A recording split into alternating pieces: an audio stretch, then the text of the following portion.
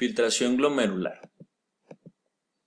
Los capilares glomerulares tienen grandes poros en sus paredes, y la capa de cápsula de Bowman, que está en contacto con el glomérulo, muestra hendiduras de filtración. El agua, junto con los solutos disueltos en la misma, pueden de este modo pasar desde el plasma sanguíneo al interior de la cápsula y los túbulos de la nefrona. Las células endoteliales de los capilares glomerulares presentan grandes orificios, llamados ventanas. Por ello, se dice que el endotelio glomerular es fenestrado. Como consecuencia de tales orificios, los capilares glomerulares son de 100 a 400 veces más permeables al agua, y los solutos disueltos en el plasma que los capilares de los músculos esqueléticos. Aunque los orificios de los capilares glomerulares son amplios, son todavía lo suficientemente pequeños como para impedir el paso de los glóbulos rojos, glóbulos blancos y las plaquetas en el filtrado.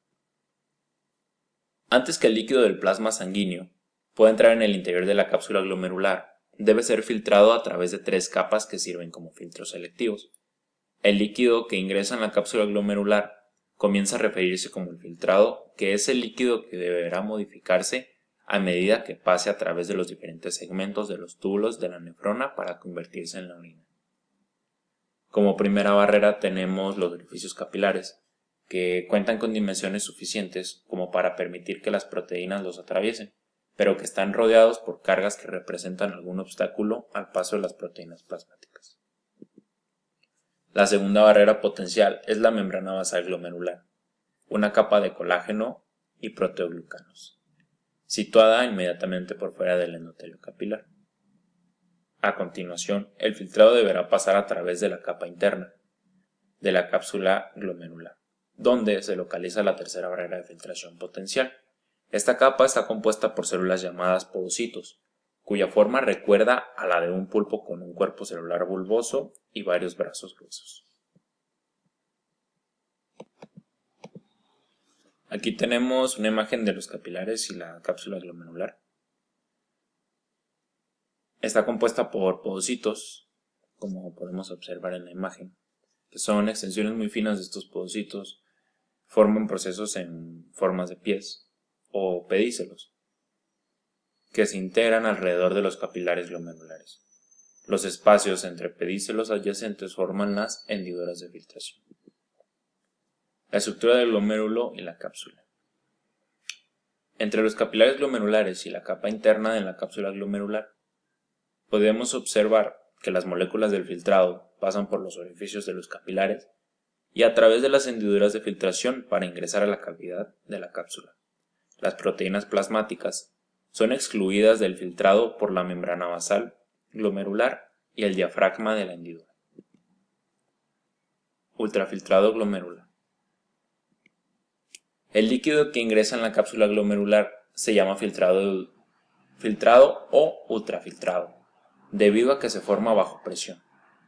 Este proceso es similar al de la formación de líquido tisular por parte de otros lechos capilares del cuerpo en respuesta a las fuerzas de Stalin.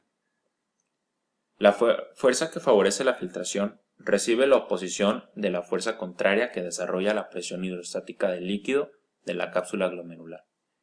También, en vista de que la concentración de proteínas líquido-tubular es baja, comparada con la del plasma, la mayor presión coloidosmótica del plasma promueve el retorno osmótico del agua filtrado. Cuando estas fuerzas opuestas se restan de la presión hidrostática de los capilares glomerulares, se obtiene una presión de filtración neta de solo alrededor de 10. La tasa de filtración glomerular es el volumen de filtrado producido por ambos riñones por minuto. La filtración glomerular promedia 115 mililitros por minuto en las mujeres y 125 mililitros por minuto en los varones. Lo anterior equivale a 7.5 litros por hora o 180 litros por día, como el volumen de sangre total. Promedia alrededor de 5.5 litros, significa que el volumen de sangre total es filtrado en los túbulos urinarios cada 40 minutos.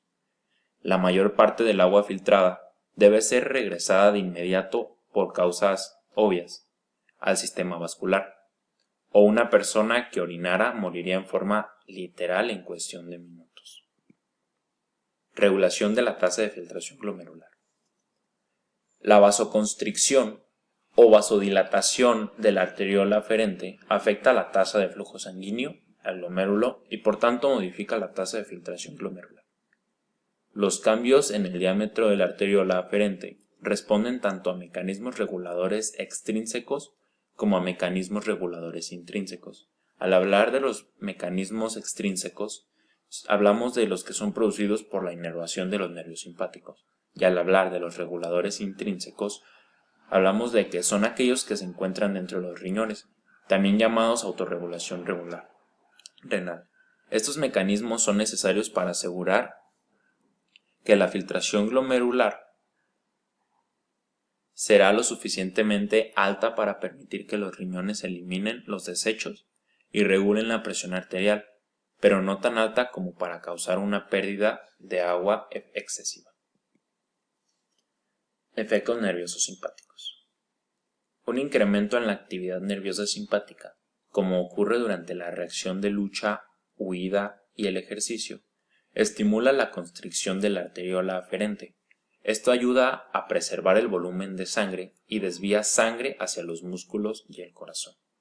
Un efecto similar se produce durante el choque cardiovascular cuando la actividad nerviosa simpática estimula la vasoconstricción, la disminución de la filtración glomerular y la disminución resultante de la tasa de formación de orina contribuyen a compensar la caída rápida de la presión arterial bajo estas circunstancias. Autorregulación renal. La capacidad de los riñones para mantener una filtración glomerular relativamente constante frente a las fluctuaciones de la presión arterial se llama autorregulación renal. En la autorregulación renal, la arteriola aferente se dilata cuando la presión arterial media cae por debajo de 70 y se constriñe cuando la presión arterial media asciende por encima de lo normal. Se considera que los cambios que pueden suscitarse en la arteriola eferente son de importancia secundaria.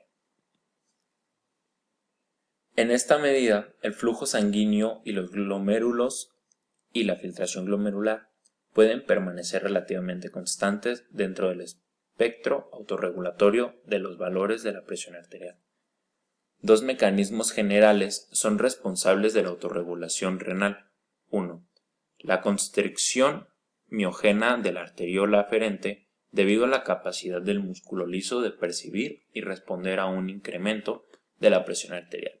Y 2. Los efectos de sustancias químicas de origen local sobre la arteriola aferente, lo cual es parte de un proceso llamado retroalimentación túbulo-glomerular.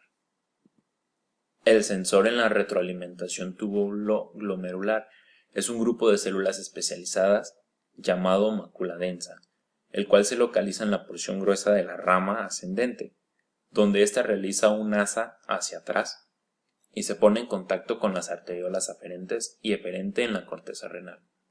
Cuando se produce una liberación más alta hacia el túbulo distal, la mácula densa libera una señal química que causa constricción de la arteriola aferente.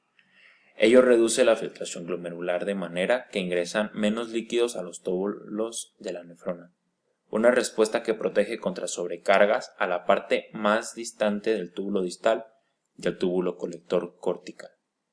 Los investigadores creen que el ATP es la señal química liberada por la mácula densa, aunque la adenosina derivada del ATP puede producir en forma más directa la vasoconstricción de la arteriola aferente.